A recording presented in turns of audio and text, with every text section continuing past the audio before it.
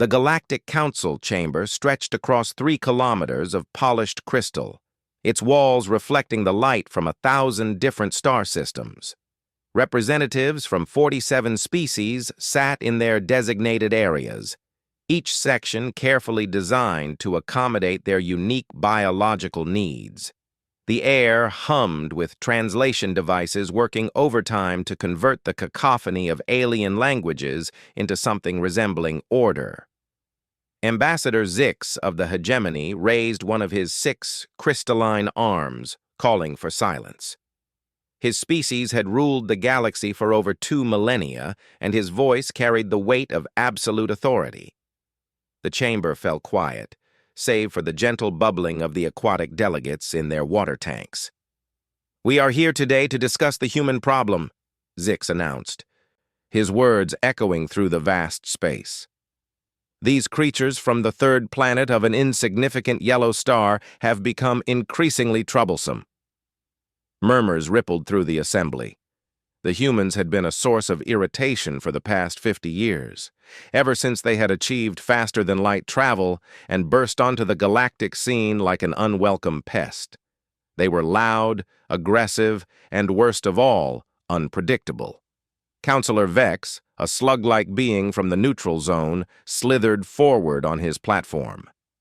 "The humans refuse to accept their designated role as a servant species.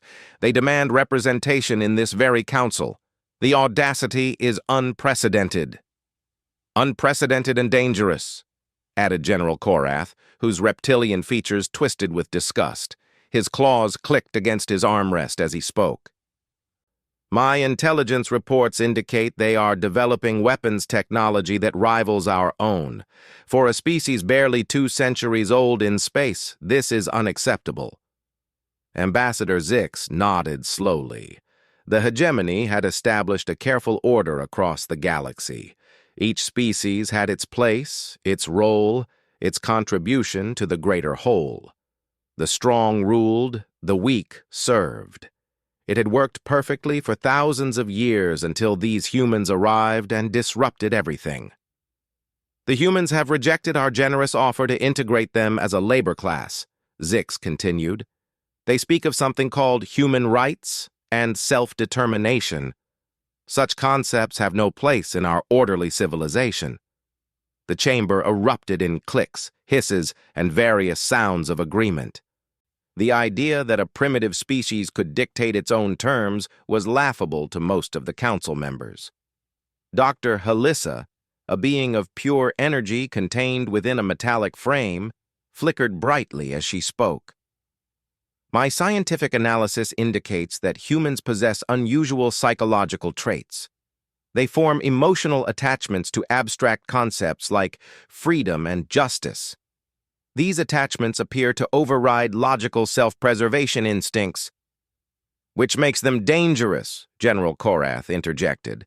"A species that cannot be reasoned with through normal channels poses a threat to galactic stability." The debate continued for hours, but the conclusion was inevitable. The assembled leaders represented civilizations that spanned millions of years of history. They had conquered countless worlds, subjugated hundreds of species, and maintained perfect order through strength and intimidation. The humans, with their brief existence and primitive technology, could hardly pose a real threat. "The solution is obvious," Ambassador Zix finally declared. "We will demonstrate the futility of human resistance through targeted strikes, destroy their industrial capabilities, eliminate their leadership, and the remainder will accept their proper place." "But, sir," Counselor Vex interjected, "the humans have established colonies across 47 systems. Their expansion rate is unprecedented for such a young species." "All the more reason to act swiftly," Zix replied. "We will begin with their homeworld. Earth must be made an example that the entire galaxy can witness." The vote was unanimous. 47 civilizations agreed that humanity needed to be taught a lesson. The combined fleets of the Galactic Council would descend upon Earth like a cosmic hurricane, crushing human resistance and establishing the natural order once and for all. As the council session concluded, None of the alien leaders gave serious thought to human capabilities. They had observed human conflicts from afar and dismissed them as primitive affairs involving crude weapons and limited strategy. The humans fought among themselves with chemical explosives and metal projectiles. How could such a species possibly threaten civilizations that had mastered energy weapons, quantum shields, and dimensional warfare? What the aliens failed to understand was that human warfare had evolved not just through technology, but through necessity. While the galactic civilizations had grown comfortable in their superiority, humans had spent their entire existence fighting for survival. Every advancement in human society had come through conflict, adaptation, and the unique human ability to find solutions where none seemed to exist. The first strike would target Luna Base, humanity's primary military installation on their moon. The aliens chose it specifically because of its symbolic importance. Destroying the base would demonstrate human vulnerability while providing a clear message about the consequences of continued resistance. Admiral Kess of the Void Fleet commanded the operation from his flagship, a vessel the size of a small moon. His orders were simple: obliterate the base completely, but leave the planet's population alive to witness their defeat. The survivors would spread word of galactic superiority throughout human space. The alien armada emerged from hyperspace at the edge of Earth's solar system, their ships blotting out entire sections of starfield. Sensors across human space screamed warnings as the largest military force in galactic history moved inexorably toward their homeworld. On Luna Base, General Sarah Chen watched the tactical displays with grim determination. She had expected this day would come eventually. The diplomatic channels had gone silent 3 months ago, and intelligence reports suggested the aliens were preparing for military action. What she hadn't expected was the sheer scale of the force arrayed against them. "Ma'am, we're reading over 3,000 capital ships," reported Lieutenant Morrison, his voice steady despite the circumstances. "Energy signatures indicate weapons capable of cracking a planet." "Any response from Earth Command?" Chen asked. "They're implementing Protocol 7 across all colonies. Every human fleet is moving to predetermined positions." General Chen nodded. Protocol 7 was humanity's last resort, a strategy developed specifically for this scenario. The aliens assumed they were dealing with a conventional military force that would fight predictably, defending fixed positions and following established rules of engagement. They were about to learn how wrong they were.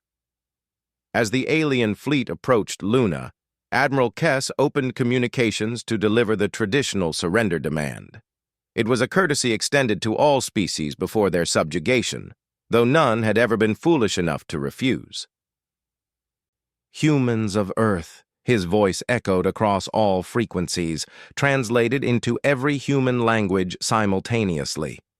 "You have violated the natural order of the galaxy. You have rejected the generous terms offered by your superiors.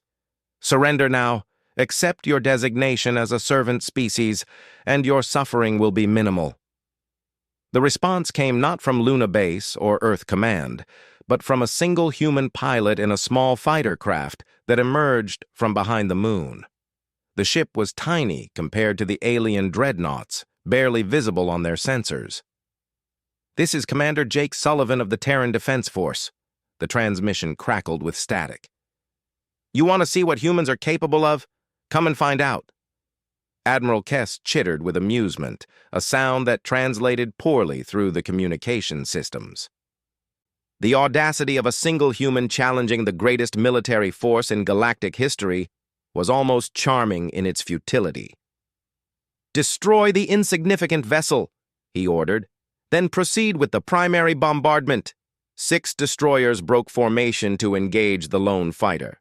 Their energy weapons could vaporize a building in a single shot, and they moved with the precision of machines designed for galactic warfare. What happened next defied everything the aliens thought they knew about human capabilities. Commander Sullivan's fighter began moving in patterns that seemed to violate the basic laws of physics. It twisted through space at impossible angles, its trajectory constantly shifting in ways that made targeting nearly impossible. The human pilot wasn't just evading the alien weapons, he was dancing between them with an artistry that bordered on supernatural. "How is he doing that?" Admiral Kess demanded. "No craft can maneuver like that."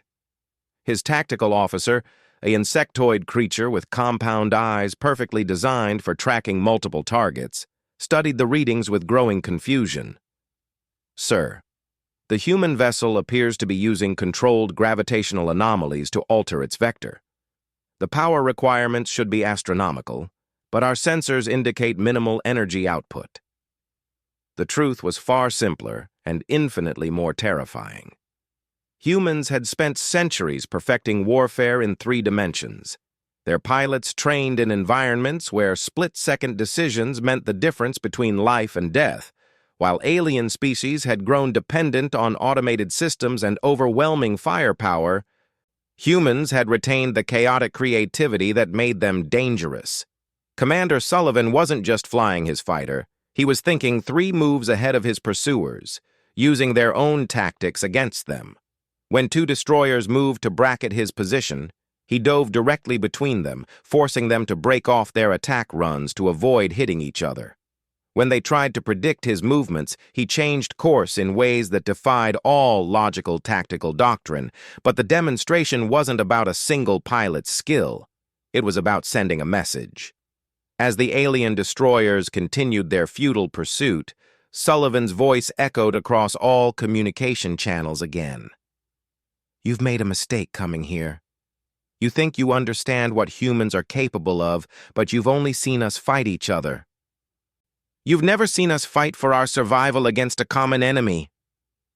The words sent a chill through the alien command structure, though they couldn't quite articulate why. There was something in the humans' tone that suggested knowledge they didn't possess, preparations they hadn't anticipated. "End this charade," Admiral Kess ordered. "All ships, focus fire on the human vessel. Obliterate it completely." The order was a tactical error born of frustration and overconfidence. By committing multiple ships to destroy a single fighter, Kess exposed the fundamental weakness in alien military doctrine. They had grown accustomed to overwhelming lesser species through sheer force, never developing the flexibility needed to adapt to unexpected situations. As dozens of alien warships turned their weapons toward Sullivan's position, the human pilot transmitted one final message. "Tell your leaders that humans remember everything, every slight, every threat, every act of aggression, and we always pay our debts." The alien weapons fired in perfect synchronization, their combined energy output sufficient to sterilize a continent. Where Commander Sullivan's fighter had been, space erupted in a brilliant flash of annihilation. Admiral Kess allowed himself a moment of satisfaction. The humans' display of skill had been impressive for such a primitive species, but in the end, superior firepower always prevailed. The lesson was clear. Resistance was futile. But as the energy dissipated and the sensors cleared, something impossible appeared on the tactical displays. The human fighter was gone, but in its place were dozens of energy signatures rising from the lunar surface.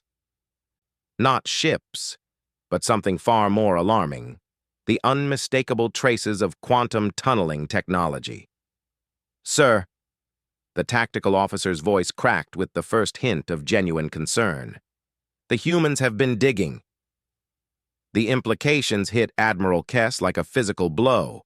While the aliens had been debating humanity's fate in their comfortable council chambers, the humans had been preparing. Luna Base wasn't just a military installation.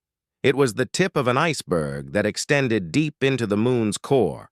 And now, something was emerging from those depths, something the aliens had never seen before. As the first human war machines broke through the lunar surface, Admiral Kess realized that everything the Galactic Council thought they knew about humans was about to be proven catastrophically wrong. The lunar surface erupted like a volcanic explosion. But instead of molten rock, humanity's true military might emerge from the hidden depths. Massive structures rose from concealed launch bays, their surfaces reflecting no light as they absorbed sensor sweeps like hungry shadows. Admiral Kess watched in growing horror as his tactical displays struggled to process what they were seeing. The objects weren't ships in any conventional sense. They were geometric impossibilities, their shapes defying standard design principles while maintaining perfect structural integrity. "Analysis report," he demanded, his voice betraying the first hints of uncertainty. "Sir, the objects appear to be constructed from an unknown material. Our sensors cannot penetrate their hulls, and they emit no detectable energy signatures despite clearly being artificial," his science officer reported. "They measure approximately 2 kilometers in length and appear to be perfectly black across all wavelengths." "Weapon signatures?" "None detected, sir. But that may be meaningless given our inability to scan their internal structure." Admiral Kess felt a familiar confidence returning. Stealth technology was impressive for such a young species, but ultimately meaningless against the overwhelming firepower at his disposal. Whatever tricks the humans had prepared, they could not overcome the mathematical reality of 3,000 warships. "All vessels maintain formation and prepare for bombardment of the lunar surface. Destroy whatever the humans have hidden there before they can deploy it." The order never had a chance to be executed. The human structures moved with impossible speed, accelerating from 0 to significant fractions of light speed in mere seconds.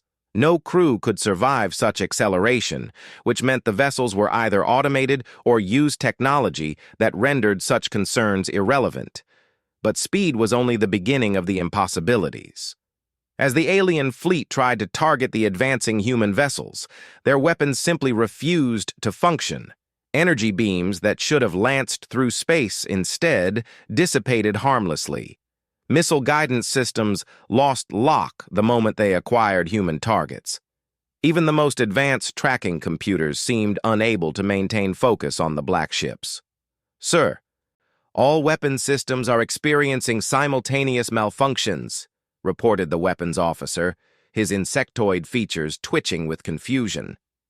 "This is impossible. Our systems are hardened against all known forms of electronic warfare." "Then explain what's happening," Kess snarled. "I cannot, sir. The malfunctions appear to be localized around the human vessels. Our weapons function normally when targeting anything else, but fail completely when directed at the enemy." Admiral Kess had commanded fleets for over 3 centuries. He had conquered 17 star systems and subjugated dozens of species. In all that time, he had never encountered anything that could simply make his weapons stop working without any visible means of interference. The human vessels continued their advance, moving through the alien formation like sharks through a school of fish. They made no aggressive moves, fired no weapons, but their mere presence seemed to create bubbles of technological failure wherever they went. Then the transmissions began. "Attention, alien fleet." The voice was calm, professional, and absolutely terrifying in its certainty. "This is Admiral Elena Vasquez of the Terran Defense Force. You have entered human space with hostile intent. You have threatened the lives of human civilians. You have demanded the surrender of our sovereignty." The transmission paused, and in that silence, Admiral Kess realized that the human voice was being broadcast on frequencies that should have been impossible to access. His communications were quantum encrypted and changed constantly to prevent interception. Yet the human was speaking directly through his secure channels as if they didn't exist. "These actions constitute acts of war," Admiral Vasquez continued. "Under the authority granted to me by the Unified Earth Government and the Colonial Councils, I hereby inform you that humanity formally declares war on the Galactic Council and all member species." The words hung in the vacuum of space like a death sentence. Never in galactic history had a primitive species declared war on the established order. The very concept was beyond alien comprehension. But Admiral Vasquez wasn't finished. You believe you understand warfare because you have overwhelming numbers and superior technology. You believe that strength equals victory because that is all you have ever known. Today, you will learn the difference between strength and ruthlessness. The human vessels began to move in perfect formation, creating geometric patterns that seemed to bend space around them. Whatever technology they were using was beyond anything in the galactic databases. Admiral Kess found his voice at last. You dare threaten us? Your entire species numbers barely 20 billion across 47 systems.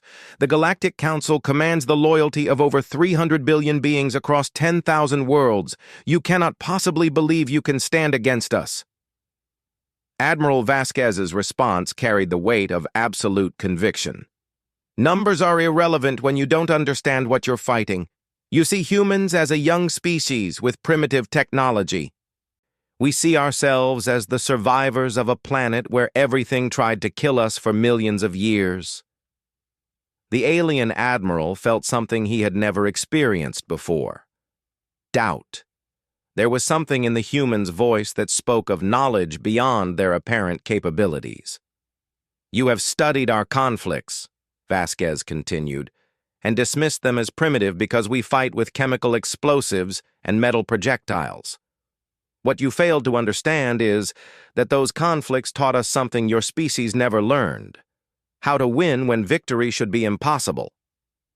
As if responding to her words, the human vessels suddenly expanded their formation, spreading throughout the alien fleet with precision that defied physics.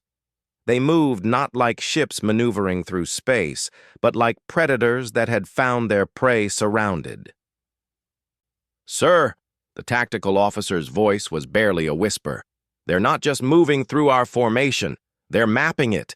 Every ship, every weapon, every defensive system, our sensors indicate they're conducting detailed scans of our entire fleet. That's impossible. Our hulls are quantum shielded against all known scanning technologies. Yes, sir, but the scans are penetrating our shields as if they don't exist.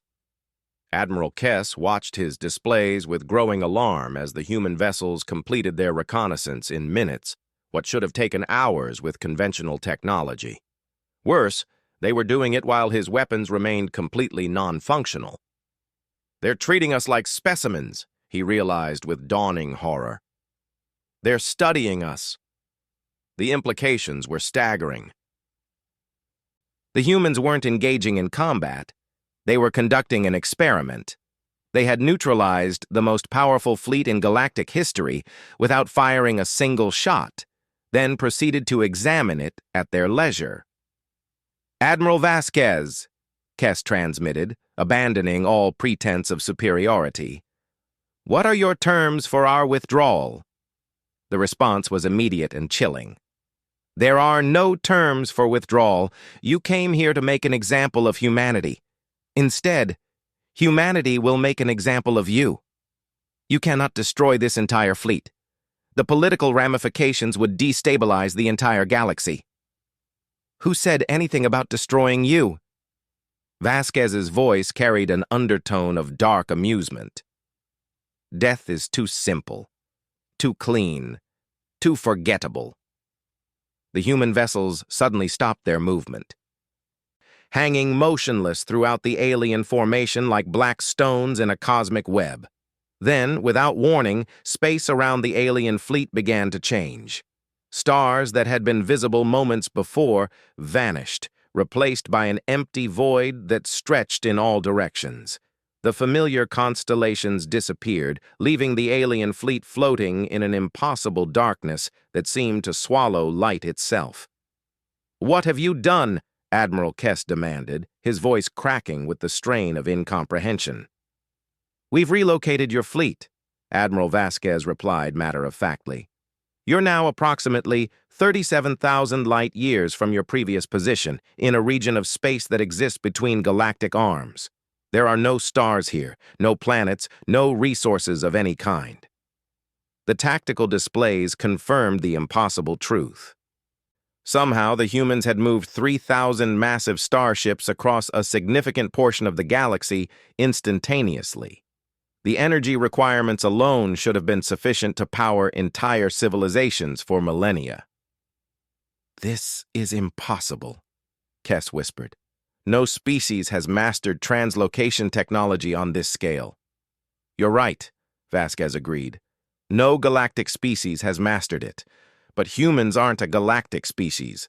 We're an extragalactic species that happen to evolve in this galaxy." The words hit Admiral Kess like a physical blow. Extragalactic meant origins beyond the galaxy itself. Technologies developed in isolation from galactic civilization, capabilities that had evolved along completely different technological paths. "Your fuel reserves will last approximately 6 months, Vasquez continued with clinical detachment. "Your food supplies, given current consumption rates, will sustain your crews for perhaps 4 months. Your water recycling systems will function for 2 months before requiring maintenance you cannot perform with available resources. You're condemning us to death by starvation." "No. Death would be a kindness. What you're experiencing is called consequences. Every species you've conquered, every world you've subjugated, every civilization you've destroyed, experienced exactly what you're feeling right now: helplessness." The alien fleet tried everything. They fired their engines at maximum burn, attempting to escape the empty region of space. The human vessels followed effortlessly, maintaining perfect distance without any visible propulsion. They transmitted distress calls across all frequencies, hoping to contact the Galactic Council. The signals vanished into the void without even an echo returning. Most terrifying of all, they discovered that their weapons had been permanently altered. Every energy cannon, every missile launcher, every defensive system had been subtly modified in ways that rendered them completely non-functional.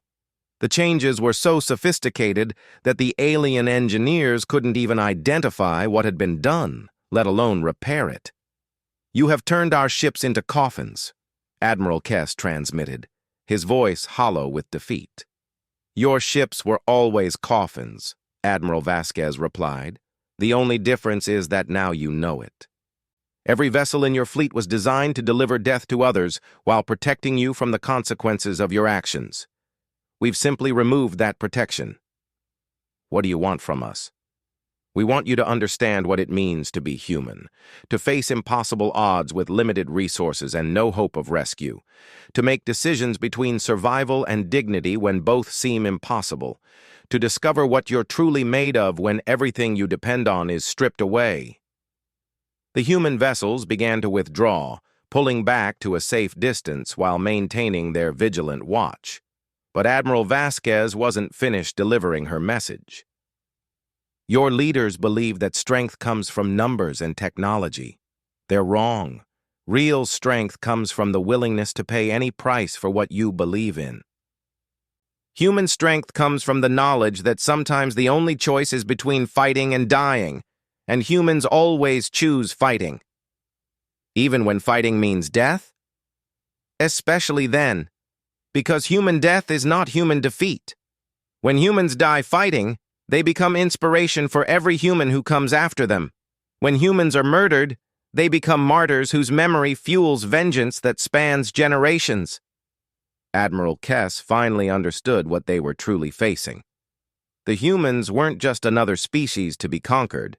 They were something entirely different, something that operated according to principles the galactic civilization couldn't comprehend. "What happens now?" he asked. "Now you wait. Your rescue beacon will activate in exactly 1 year. The Galactic Council will eventually find your location and recover whatever remains of your fleet. When they do, you will deliver our message to every species, every world, every leader who believes they can threaten humanity." What message? Admiral Vasquez's final transmission carried the weight of absolute certainty. "Tell them that humans do not forget, humans do not forgive, and humans do not surrender. Tell them that any species that threatens human civilians will face consequences beyond their ability to imagine.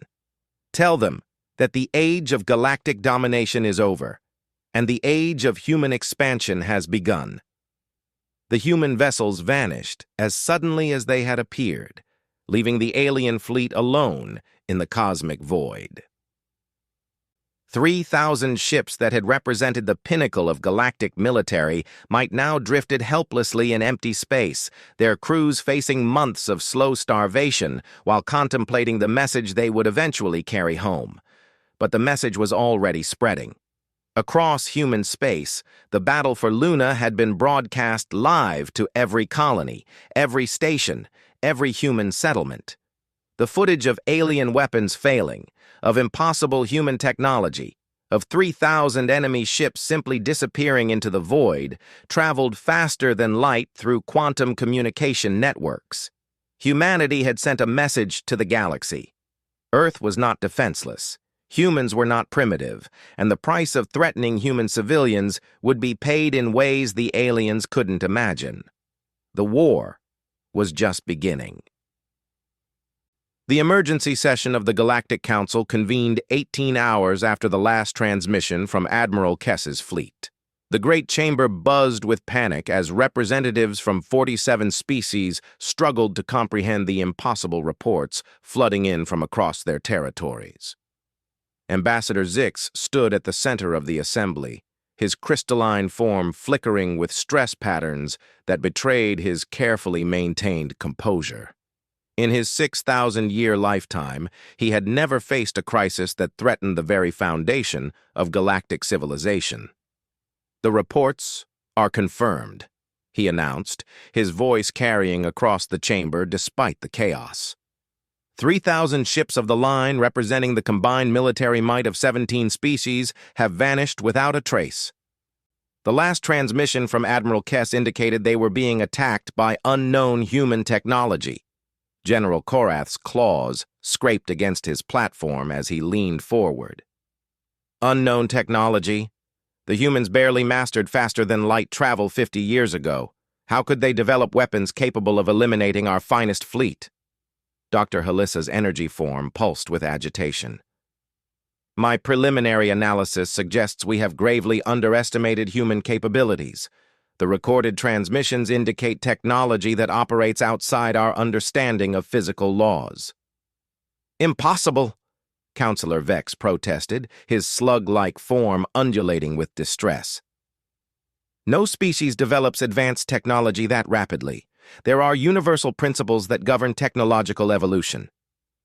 "Unless," Dr. Halissa continued, "our basic assumptions about human origins are incorrect." The chamber fell silent at the implications. For thousands of years, the Galactic Council had operated under the certainty that they understood the natural progression of civilization. Species evolved, developed technology at predictable rates, and eventually took their place in the galactic hierarchy based on their capabilities. "What are you suggesting?" Ambassador Zix asked, though part of him already feared the answer. "I'm suggesting that humans may not have originated in this galaxy at all. The technology demonstrated at Luna is consistent with extragalactic development patterns.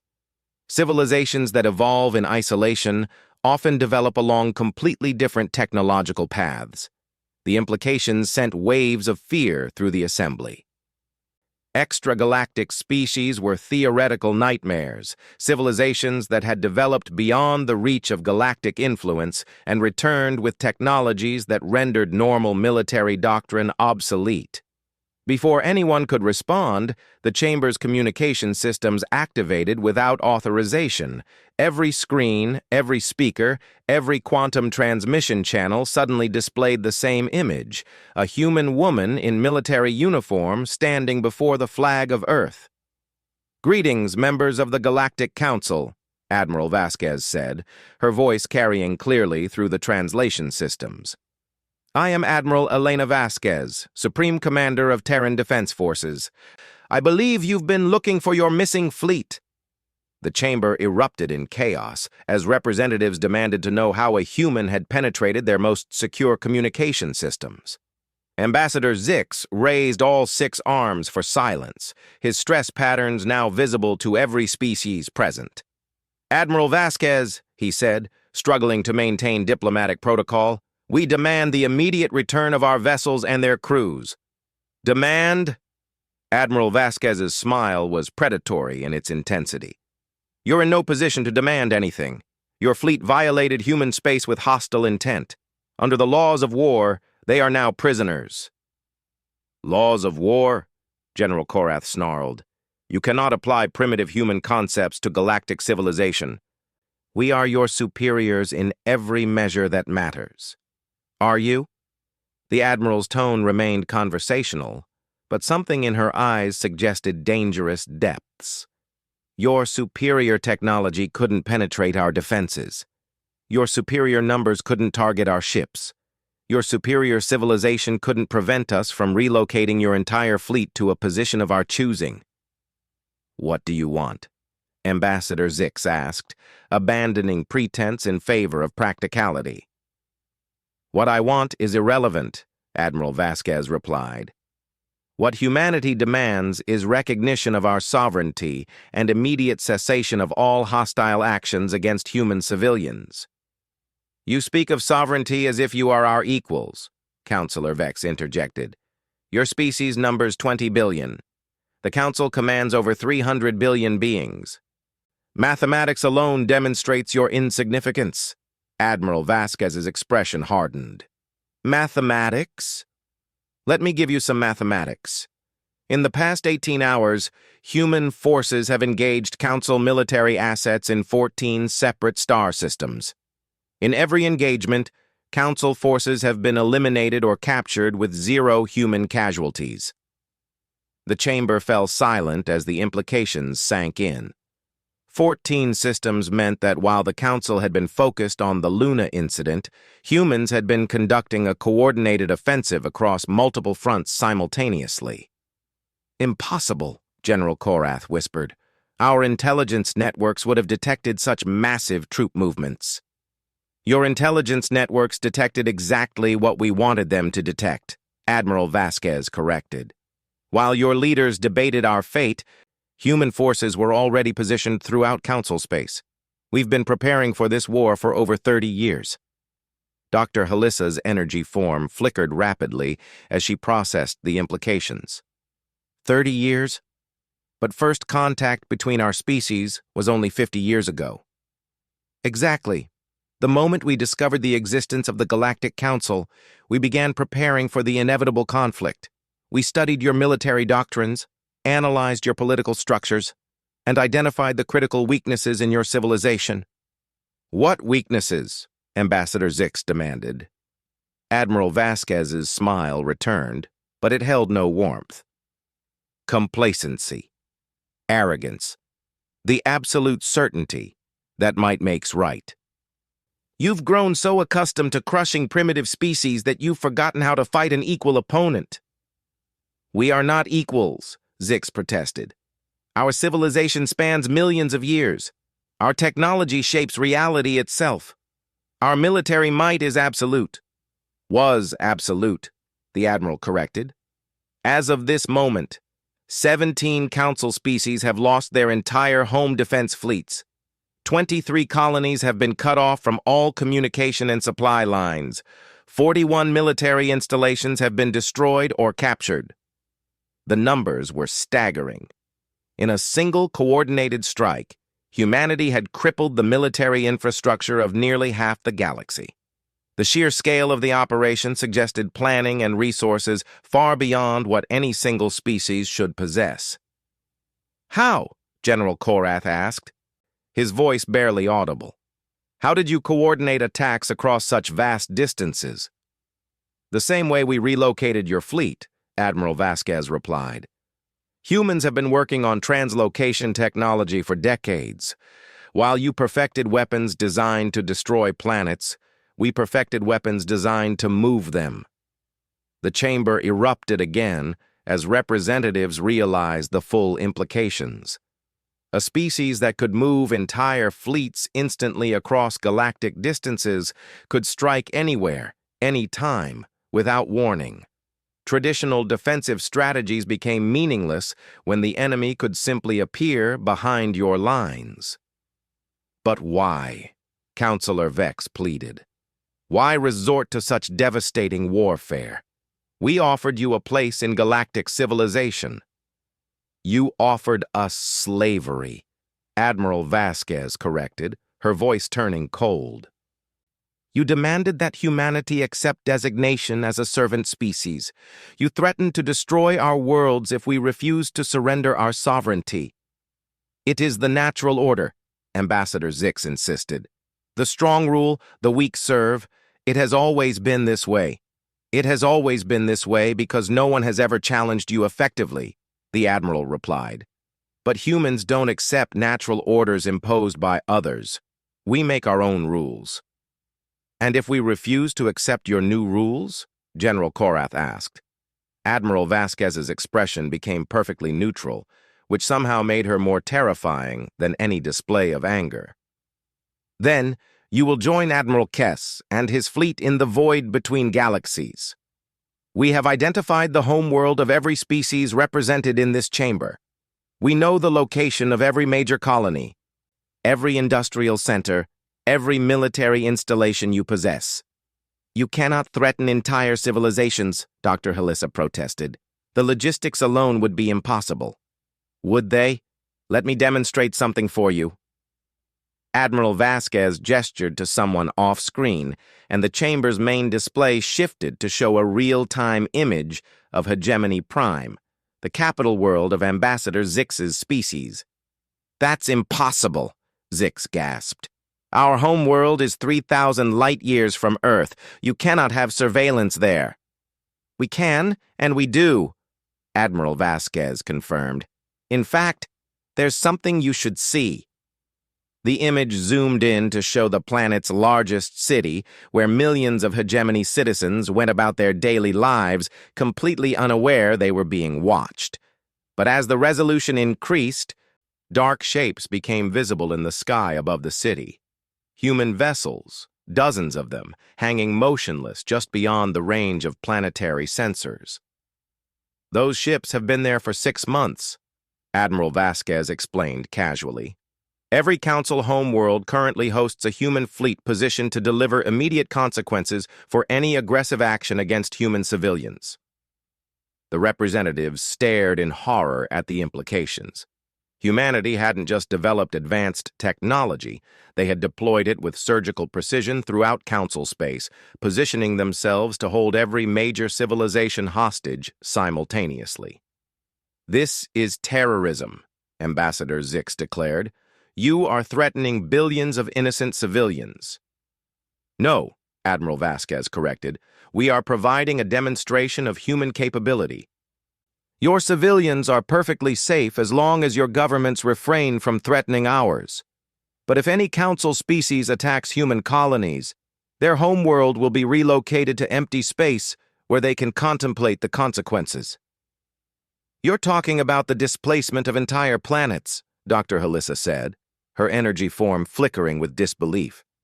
The energy requirements would be astronomical. The energy requirements are manageable when you understand how to manipulate quantum foam directly, the Admiral replied. Humans learned long ago that efficiency comes from working with natural forces rather than against them.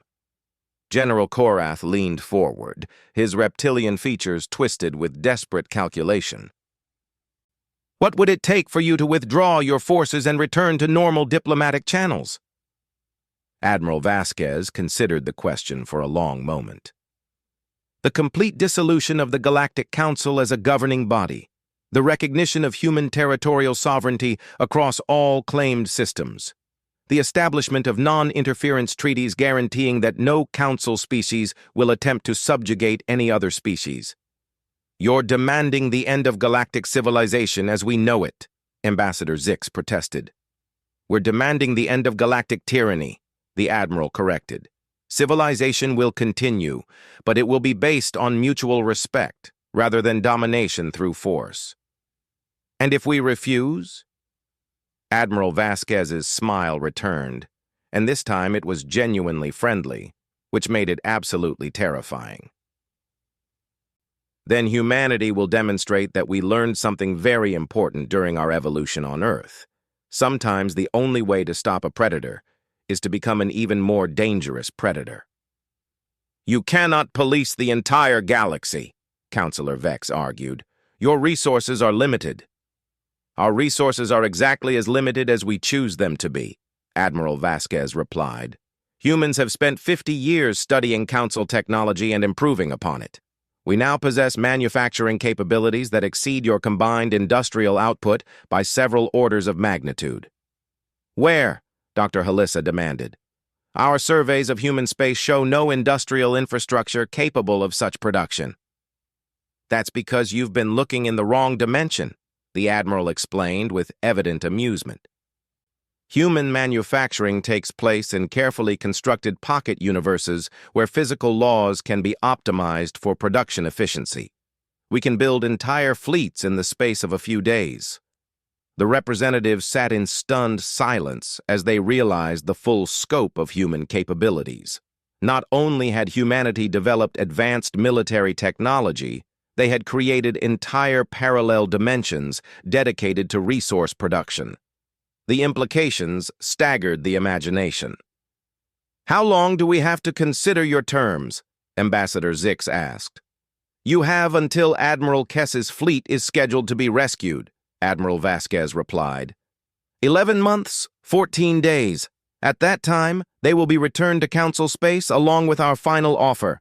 Accept our terms, and galactic civilization can continue along more equitable lines. Refuse, and humanity will be forced to impose order through whatever means prove necessary.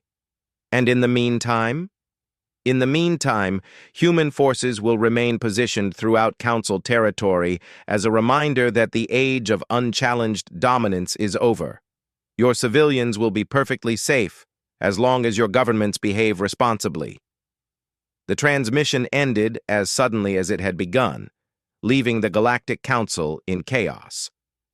For the first time in millennia, the established order faced an existential threat from a species they had dismissed as primitive.